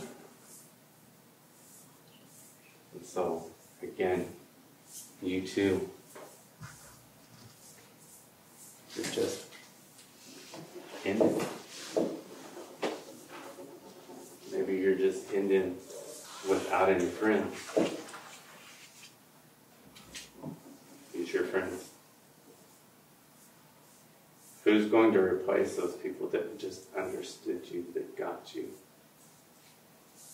Maybe you're just Indian without a family.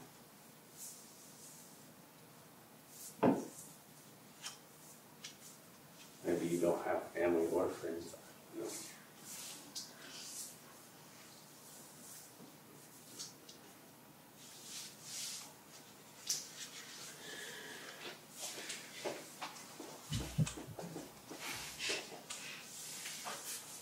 Things that you have here on your cards, those two things that are left, what would you be willing to do to keep them?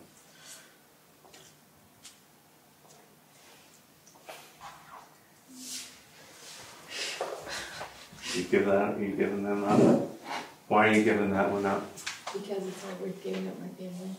Because it's not worth giving up your family, so I mean you must have your family, so this thing, your family is the most important thing to you, right? Mm-hmm. So you're willing to give this up so you can keep that. If I promised you and told you that there's no way that I would ever take this, what's on this card, you would be willing to give this up? Yeah. And we're just, same thing? What are you guys willing to do to keep, you don't have to give it up. I'm not asking you to give anything up. I'm not asking you to volunteer anything. I'm asking you, what are you willing to do to keep those? I'll trade this one. You'll trade it for what? For the one you took. The first The second one. It's already gone. It doesn't exist. Oh. Listen, you guys had a choice the first time around. In order to keep those other three, you had to give that up. Listen to me, you don't understand this. You don't understand once it's gone, it's gone. It doesn't come back. It's not here. When you walk out that door, you don't understand. It does not exist outside that door anymore. So that's what I'm asking you. With this that you have right here, what are you willing to do? Are you willing to do anything?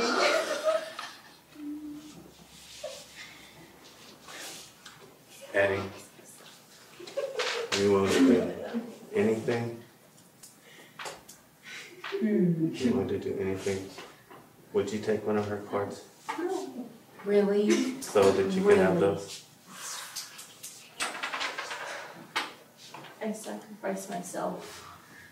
Hey. Okay. And this. Okay. Hey. Brad, bring your chair. Okay. That's her card that she didn't want. Yeah. Really, I told you, the way that I talked to you when I asked you these questions and You just submit one, that's it. made you these promises. The reality is, I really don't care. It really does not matter to me. Whatever it is that you have right there on your table. So now I do have your relatives. I do have your parents. I have your moms. I have your dads. I have your friends. I have your goals, your education, your desire, your means to accomplish whatever it is in your life. I have it. And whatever it meant to you, I really don't care. So nice in the beginning. Because I told you when I came here today that my intent was to add value to you, that was a lie. It's because I'm getting paid to do this and I really don't care what it is that you guys are doing. And I don't care what it is that you have right there in your hand. And that you have this feeling that you don't have your family, your friends, and your language, and your culture, and all that. Doesn't really matter to me because I do. Because I didn't fill anything out. I didn't give anything up. You guys are the ones that did it, not me.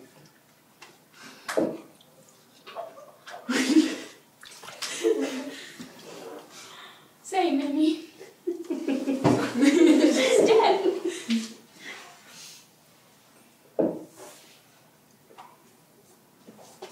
You gave up your family. Everything she sacrificed her life for. There's a million other people in this world. Stop, don't do this.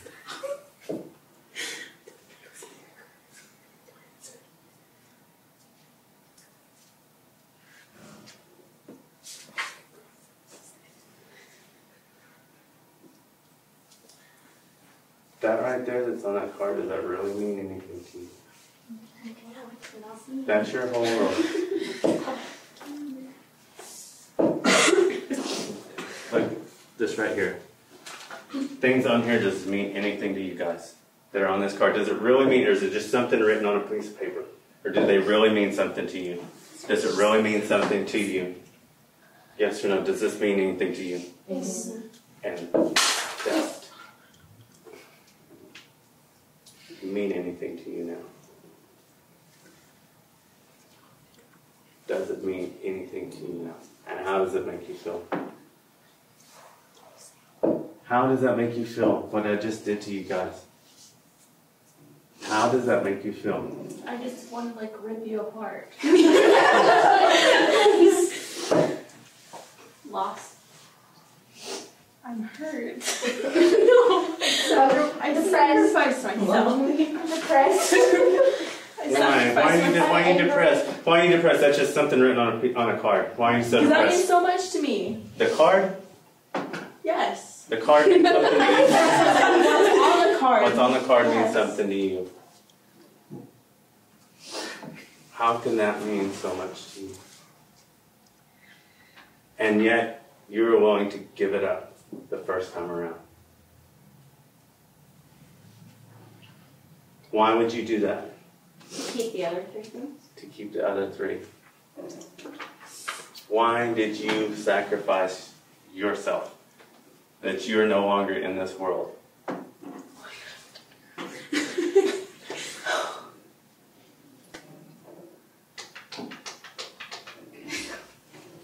It's okay. Is it? Question, is it really okay? It's not, or I did it to save my family. I mean, no one wants Emily to leave, but Or no one wanted him to leave. So how's it okay? It's not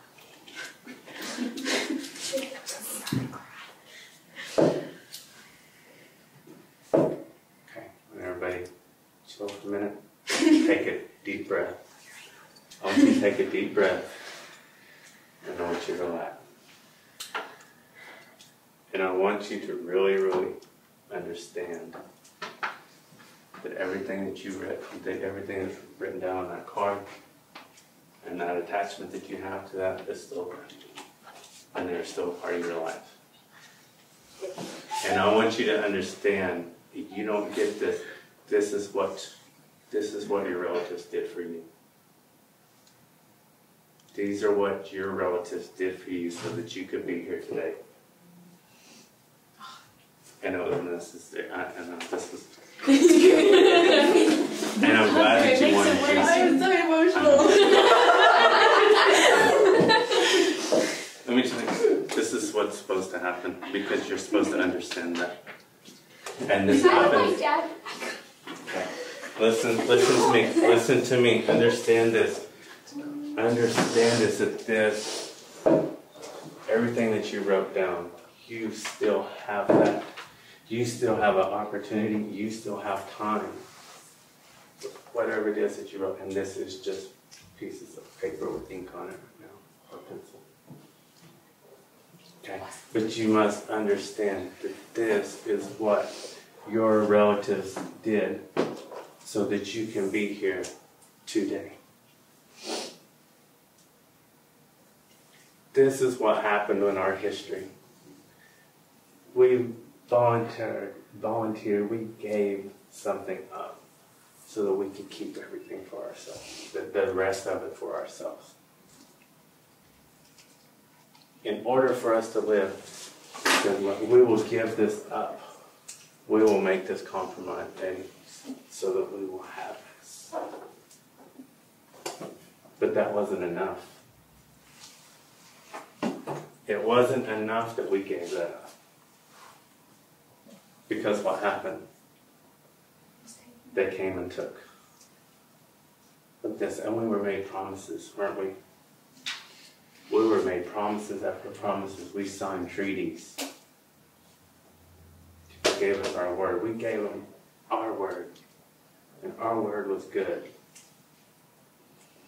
And that hand that they stuck out in friendship and said, this would be a promise.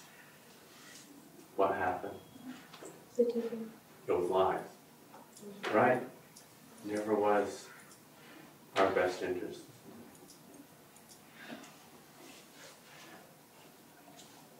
So imagine what your relatives, your ancestors, when their family, when they lost everyone in their family, when it was just them. Where did their teachings come from? Where did their teachings come from? They lost them, they're gone. Where did they get their teachings then? Who taught them? Who passed on the language to them? Who taught them how to not just be Indian? Who taught them to be Sauk? So what happened? That these little kids didn't have their family or taken away from their family. Where did they go? Other people that survived. Other people, boarding schools. So their parents, their family, the people that passed on teachers became those matrons in the boarding school.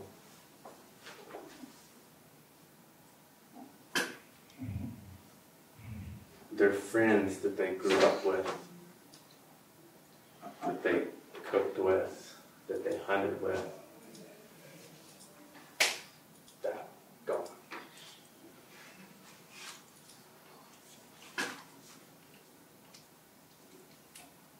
What did they do?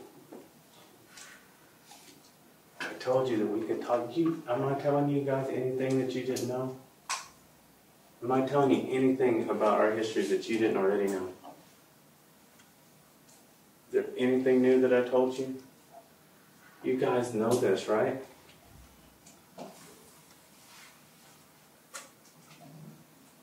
until you experienced it on this level.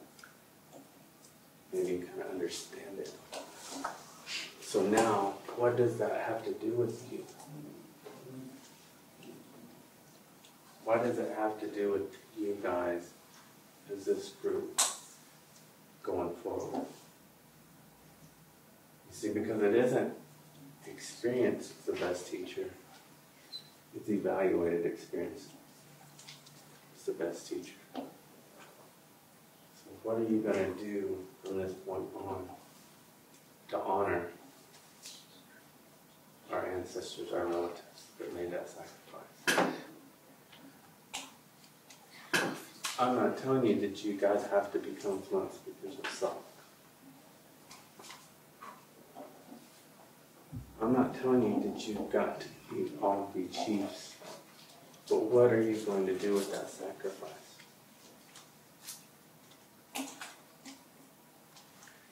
You gave your life so that your family could live. We had people that gave their life so that their families, so you could be here. And you get Indian Ed made the pencils and the paper holder that you get. It came from this right here. These people that came from people like you was willing to die so that you could have an opportunity for an education. So that you could have an opportunity to be not just on an equal playing field, but that so you could surpass those people around you.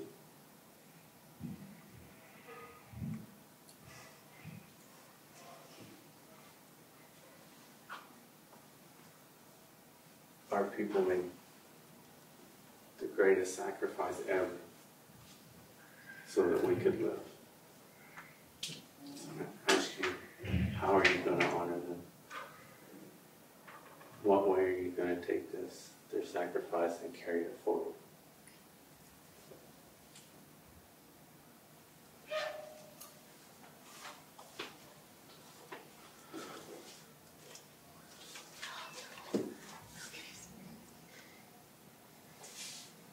Are you okay now? Feel better? Okay. Everybody good now? Okay.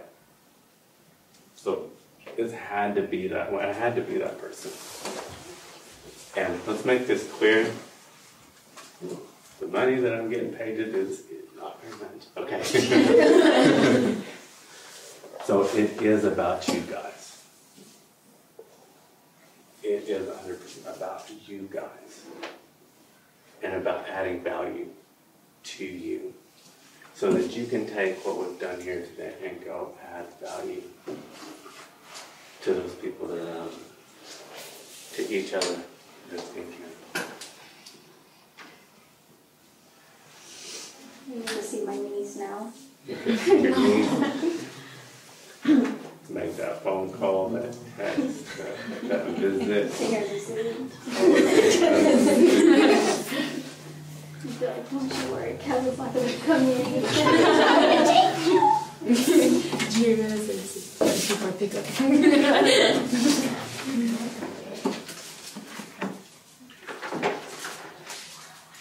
And that's very kindly. He's like, "Are you only going to say, I'm not giving my family." He's like, "Forget that."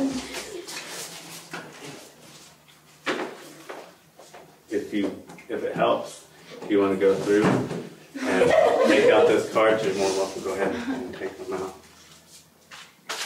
God, you want your horse? You still want your horse after all that? Yes! I think I had friends that, you know. Where's my dad? All right, you guys, we're gonna wrap up here. Do you guys have any questions, any comments for me for what we did today? You were so nice at the beginning, and you got serious. He said, "They don't matter to me." I'm getting paid to do this. I thought you were lying for charity government. Yeah, that's what I thought that I was government.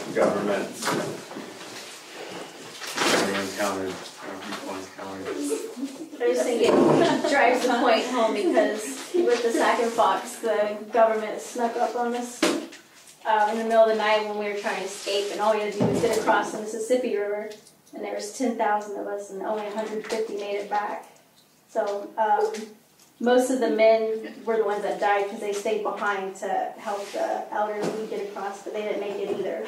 So it was just young women and teenage boys that mostly made it across. Mm-hmm. So 150 out of 10,000. Did you guys know that? Yeah, we talked about that in Tama when we were in Okay. Tama. That's what I said. And around what year? 1830s. 1830s, with 150 people. The lady that told us said that a lot of the people knew they were going to die and they decided to stay behind. Mm-hmm. And so others can make it. That was you. Emily, do you want to come join me again? Yeah, you can come. The shirt today is that I've got friends, language warriors up at Sitting Bull College right now in Fort Yates that are going through the second week of the Lakota Summer Institute. They're in their 10th year, and these guys are some of the best there are in the business. They're revived. They're going through the same things that you guys here are going through. Hopefully, you guys haven't experienced a lot of the negativity that we seem to get from the community for efforts. Hopefully, you guys haven't been exposed to a lot of that. These guys are going through they're younger guys, and they're really doing some really good things across South and North Dakota in regards to Lakota and Dakota language. And so it's kind of I chose to wear this shirt today. So the same time you have something going on, there's another group. And so quickly I'll tell you about the dream, about this dream. And it was told to me, and in this dream, there was a group of people, and they were standing in a small circle, and they were facing the inside of the circle. And they were different nations, there were different tribes. There were black people and white people inside of that circle. And the chief was standing there in the middle of it. And around the outside of them, there were their own people and other tribes, other nations, black people and white people that were closing in on them. They thought they were sneaking up on them. And the chief was in the center, and he stood around, and he watched them come in, and he held his people together and told them, stay strong, don't turn around, don't turn around, don't turn around. And others that came, they had weapons, and they came to kill them. Even the own people were coming to kill them. And he held them together until the last minute. He told them to turn. And when they turned, they attacked. And they killed that small group in the middle, killed everybody else that came to attack them. And that's the dream for what we're doing. And it's not the best dream, and I can tell you that that's the dream, is that it is a small group of people, and they're not one tribe, it's different tribes, and they're working together, and they're staying locked arm to arm and the attackers are coming in from the outside, and there's so much more. Those powers that are against us are so much more, or seemingly more, than what we have the numbers, but you have to remember that those people that are in the middle had Creator with them. And they were doing His will. And so just a few people standing together doing Creator's will overcome the masses of people with their own agenda. So just those of you that are really part of this, just stay strong, stay committed to that dream. And in time, you're going to see really good things come out of what you're doing. Tears are good. Tears are sacred. songs. I have relatives, some Mandan Hidatsa Ricra nations in North Dakota, and I'm a part of the Medicine Lodge. So we have up there, I have a song, we have a wiping of tears, Lakota, Kodehasu. They have the same thing, they have a wiping of tears songs, and then but in our song, in our Ricra, it talks about the sacredness of tears. That they are good because the tears cleanse us. So tears are okay. It's not something that you have to hold back. There's a song that sermon that goes with that wiping of tears goes with it. Let them go and to renew that person. Get that out. So don't worry about those things. It's okay to cry for those people that gave up the sacrifice. First thing is it's okay to cry about the thought of those things being gone.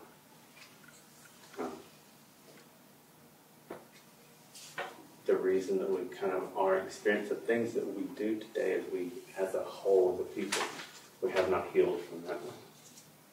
We still carry around that grief that happened, even though it's been so many generations.